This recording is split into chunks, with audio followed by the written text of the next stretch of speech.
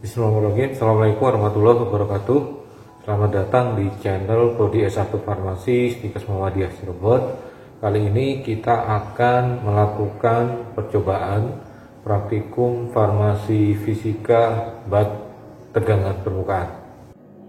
Inilah alat dan bahan yang digunakan dalam percobaan bab tegangan permukaan. Diantaranya ada es batu, ada alat-alat gelas, kemudian ada Na Raouli sulfat 0,1%, kemudian ada aquades, ada parafin cair, ada pignometer, dan juga ada pipa kapiler.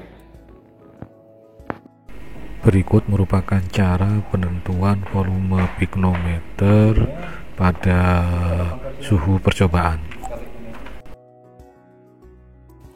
Oke, langkah pertama kita akan menentukan volume pignometer pada suhu percobaan.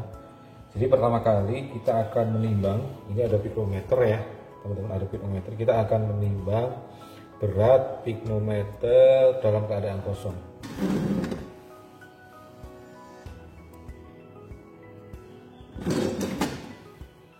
Oke, setelah itu kita catat beratnya ya.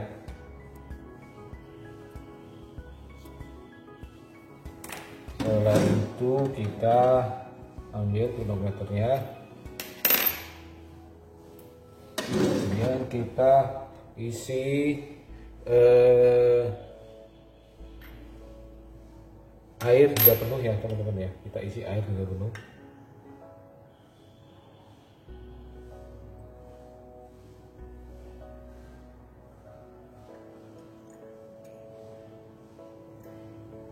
Oke, terus diisi air hingga penuh.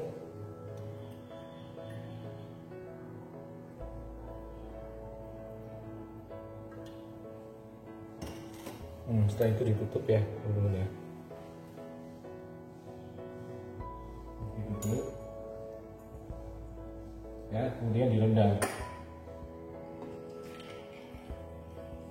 Direndam di atas air es ya. Di atas beker gelas yang sudah diisi air es ya, es batu.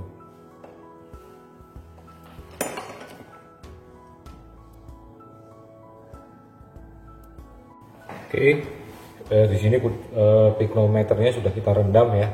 Kita rendam di dalam air es yang berisi es batu.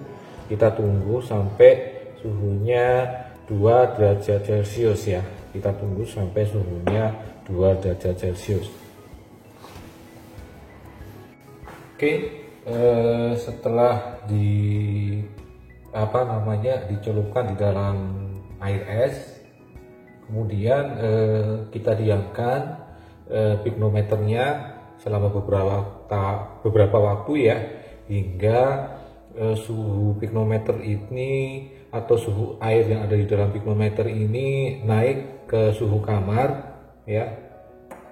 Oke, ini sudah sekitar 30 derajat ya. Kita tarik termometernya, kemudian setelah itu kita masukkan tutupnya, kemudian kita bersihkan air yang menempel ke dalam pignometer itu dengan tisu ya teman-teman ya. Kita bersihkan. Oke, setelah kita bersihkan, kita timbang kembali ya berat pignometer yang berisi air. Oke, kita timbang kembali, lalu oke, sudah kita catat ya beratnya, berat pignometer plus air.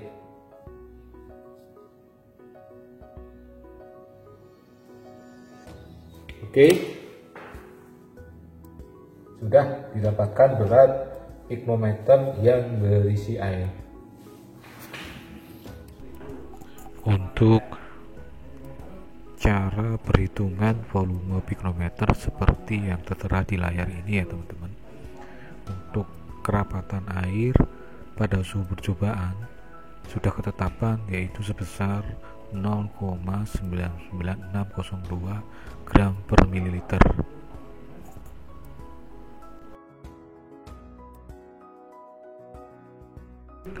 Oke, selanjutnya kita akan menentukan kerapatan dan berat jenis Na-lauryl sulfat dengan cara kerja seperti berikut ini.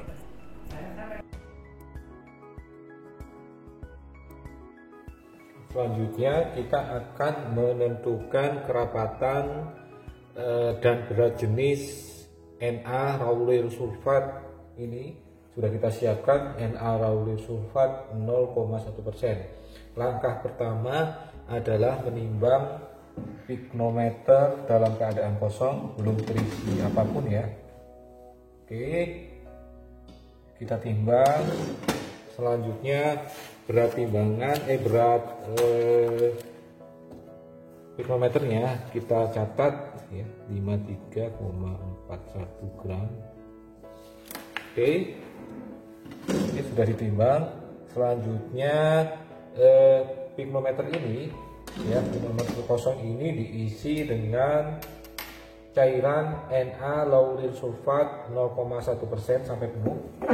Kita isi ya teman-teman ya, kita isi.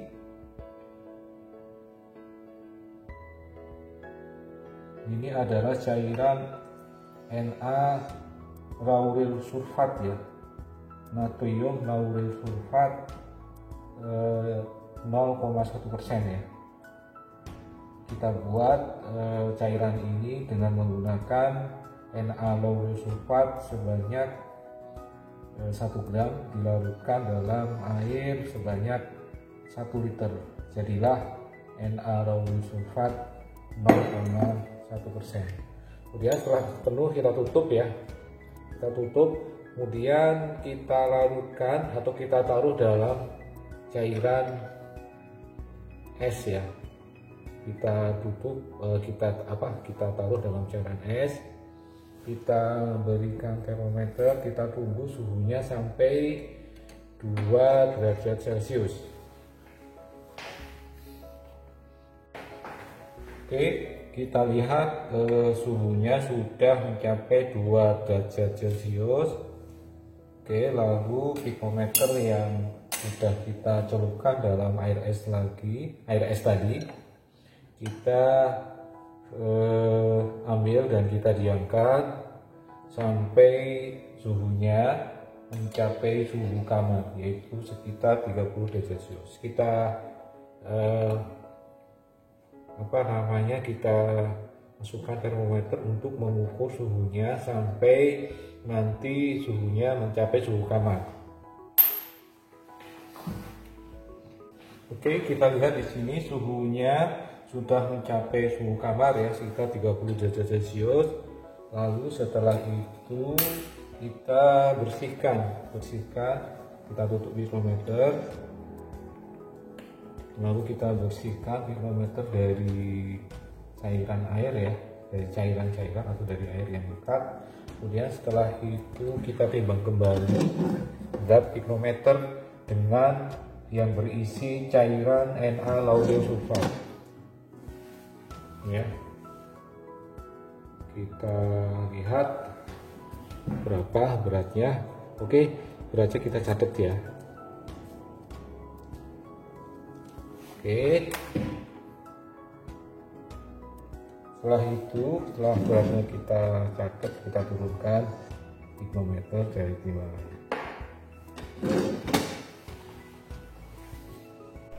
Oke, hasil dari penimbangan piknometer kosong dan piknometer plus Na-lauryl sulfat tadi dimasukkan dalam ini ya, perhitungan berikut ini ya teman-teman ya. Kemudian ketemu bobot Na-lauryl sulfat, kemudian dari situ langsung digunakan untuk menghitung kerapatan Na-lauryl sulfat ya. Untuk volume piknometer itu sudah dihitung di awal tadi ya. Di awal tadi silahkan ketemunya berapa pada saat penentuan volume piknometer tadi di awal tadi ya, lalu dimasukkan ke dalam rumus ini.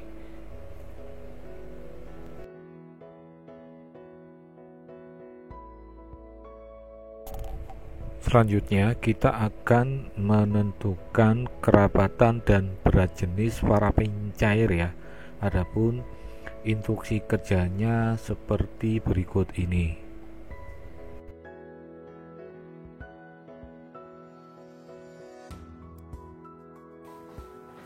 Oke, selanjutnya kita akan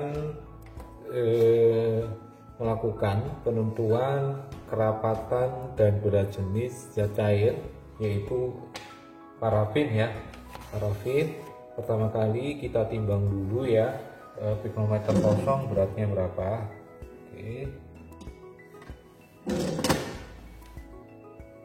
Oke, kita catat beratnya.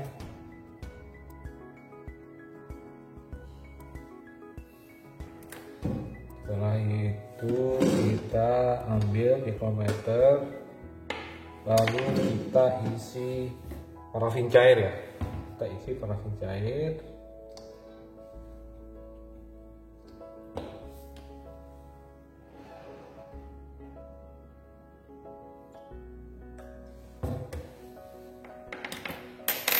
Pikrometer kita isikan ke dalam parafin cair kita isikan ke dalam pikrometer.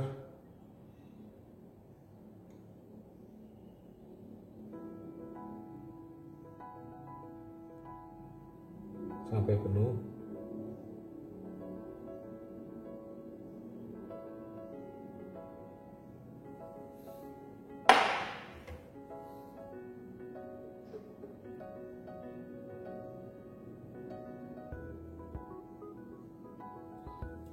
Oke, setelah itu kita tutup ya teman-teman. Setelah itu kita tutup, lalu kita celupkan ke dalam air yang berisi, ke dalam wadah atau ke dalam beker gelas yang berisi air ya, air es. Nah, kita ukur suhunya sampai suhunya turun sampai 2 derajat Celcius.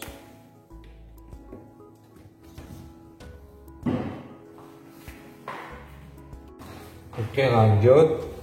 Setelah didinginkan dengan air es sampai suhunya 2 derajat Celcius, lalu kita angkat ya. Jadi udah kita angkat pikrometer yang berisi cairan parafin cair ini, lalu kita diamkan ya. Kita diamkan sampai suhunya mencapai suhu kamar, yaitu sekitar 30 derajat Celcius. Oke, lanjut. Setelah suhunya kita cek ya, kita cek di sini, kita diamkan selama beberapa menit. Oke, ternyata suhunya di sini sudah mencapai hampir 30 derajat Celcius ya, artinya suhunya sudah mencapai suhu kamar. Setelah itu maka kita timbang ya, kita timbang berat pikrometer yang ada isinya cairan parafin cair ya, yang ada isinya parafin cair. Oke, kita timbang. Oke, lalu beratnya kita catat ya.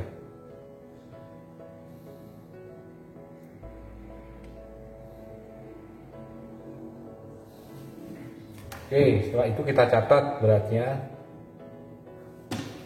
kemudian kita ambil pikrometer yang berisi parafin cair tadi.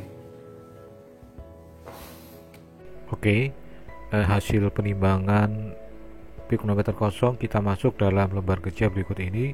Kemudian bobot parafin cair yang ada isinya bobot pikrometer yang ada isinya parafin cair kita masukkan dalam lembar kerja berikut ini. Kemudian dikurangkan, dapatlah bobot parafin cair. Kemudian baru dicari kerapatan ya, baru dicari kerapatan parafin cair. Untuk volume pikrometer itu sudah dihitung di awal tadi ya, silakan dimasukkan dalam rumus berikut ini.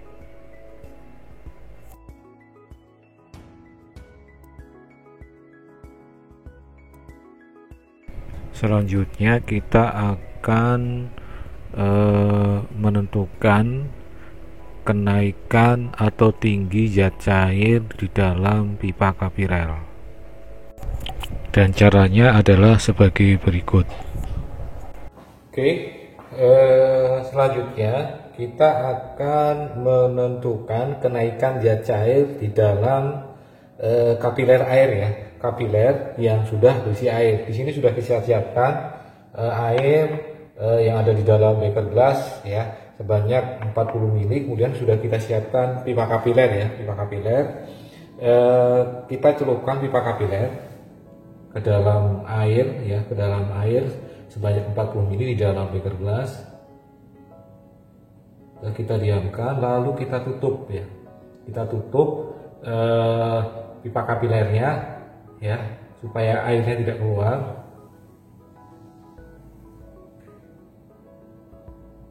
Ya, lalu kita ukur tinggi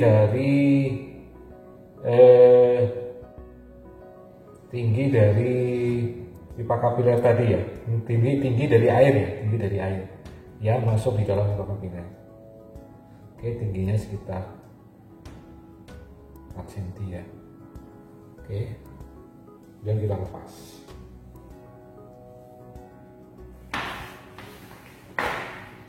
Untuk air, penentuan kenaikan tinggi zat cair dalam pipa kapiler itu direplikasi sampai 2 kali ya. Total replikasinya, total semuanya adalah 3 kali ya, sampai diperoleh data kenaikan air di dalam pipa kapiler sampai 3 kali ya. Kita lakukan lagi untuk yang kedua.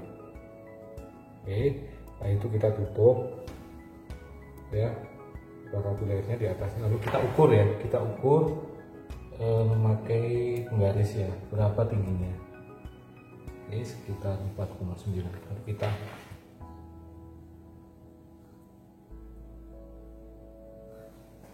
begitu seterusnya sampai 3 kali ya teman-teman. Begitu seterusnya sampai 3 kali. Kemudian tinggi air di dalam pipa kapiler itu dimasukkan dalam tabel berikut ini. 3 kali replikasi tadi dimasukkan dalam tabel berikut ini, lalu dirata-rata.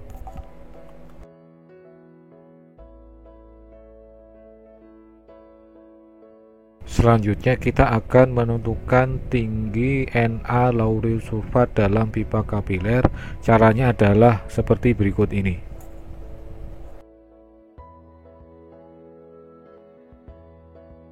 Selanjutnya kita akan menentukan kenaikan zat cair di dalam Na lauryl sulfat ya, Na lauryl sulfat. Oke, kita celupkan pipa kapiler di dalam Na lauryl sulfat ya. Kemudian kita tutup bagian atasnya ya. Kemudian kita ukur tingginya, tinggi air yang 5,2. Oke, seperti itu diulang sampai 2 kali ya teman-teman ya. Diulang sampai 2 kali. Diulang sampai 2 kali, kita celupkan lagi. Tutup lagi.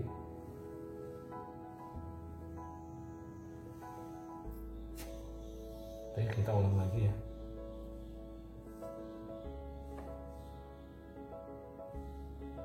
Kita tutup. Dan tingginya kita ukur.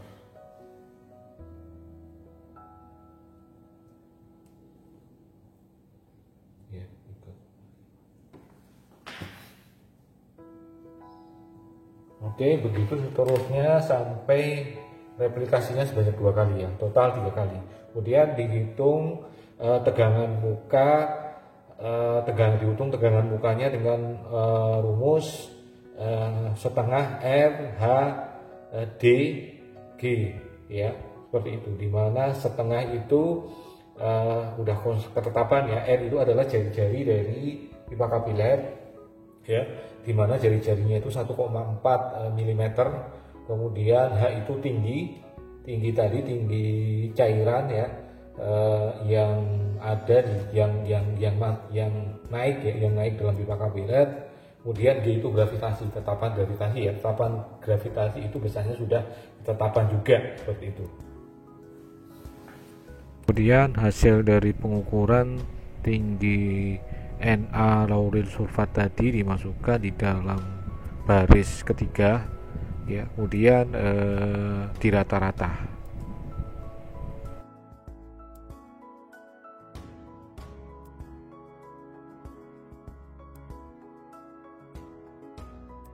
Selanjutnya kita akan menentukan kenaikan parafin cair dalam pipa kapiler. Caranya adalah sebagai berikut.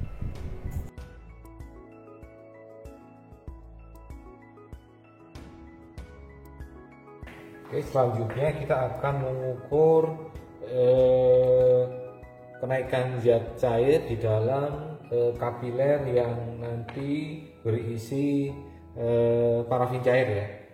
Caranya sama seperti tadi, parafin cair kita masukkan di dalam pipa kapiler, kita masukkan di dalam parafin cair ya sebanyak 40 ml, diletakkan dalam beker gelas. Oke, didiamkan sampai parafin cair terangkat ke atas masuk dalam pipa kapiler. Oke, setelah itu kita tutup bagian atasnya. Sudah, kemudian kita ukur ya. Kita ukur dengan penggaris berapa tingginya, sekitar 2, sekitar ya, sudah kita catat tingginya, kemudian kita keluarkan, lalu kita masukkan lagi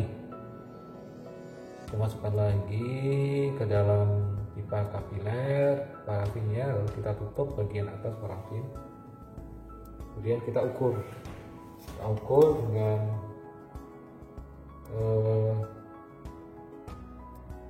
dengan penggaris ya. Oke, setelah itu kita catat berapa beratnya, berapa tingginya. Oke, kita replikasi satu kali lagi ya, kita ulang satu kali lagi. Oke, kita masukkan pipa kapiler dalam cairan parafin cair. Setelah itu bagian atas pipa kapiler kita tutup. Lalu kita ukur tinggi cairannya ya. Kita ukur tinggi cairannya sampai 3 kali. Ya sudah kita lakukan 3 kali ya.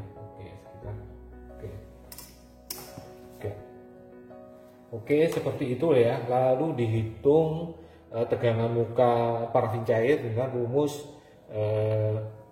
seperti tadi ya, yaitu setengah R dikali H dikali D dikali G, di mana setengah itu adalah ketetapan, R itu jari-jari dari pipa kapiler 1,4 mm, kemudian H itu tinggi tadi, tinggi air ya, tinggi parafin cair yang bisa masuk dalam pipa kapiler.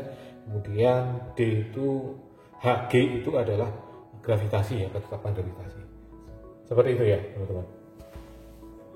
Hasil pengukuran tinggi cairan parafin cair di dalam pipa kapiler dimasukkan dalam tabel berikut ini, kemudian di rata-rata.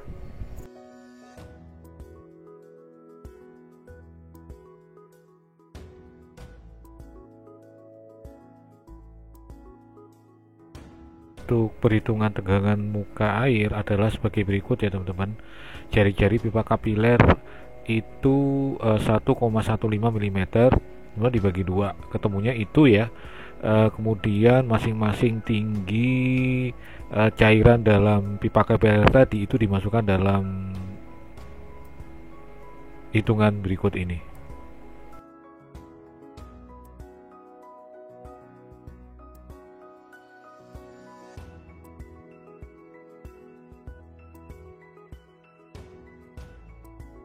Perhitungan tegangan muka Na lauril sulfat 0,1% itu caranya sebagai berikut ya teman-teman ya. Untuk jari-jari pipa kapiler itu besarnya 1,15 mm dibagi 2 ya, lalu dimasukkan dalam rumus berikut ini.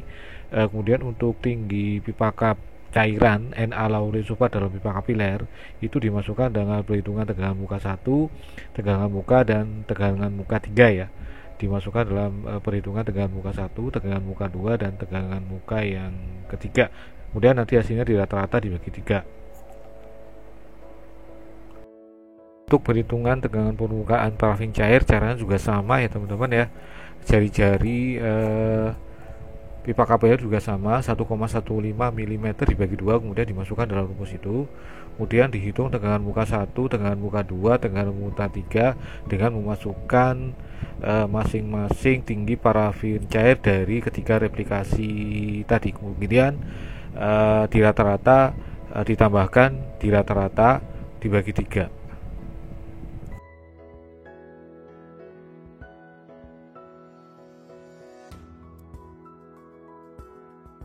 Kemudian dihitung penyimpangan data, misalnya kerapatan parafin cair menurut Depkes RI itu berada di 0,87 sampai 0,89 gram per mili. Lalu dihitung penyimpangan datanya menggunakan rumus sebagai berikut.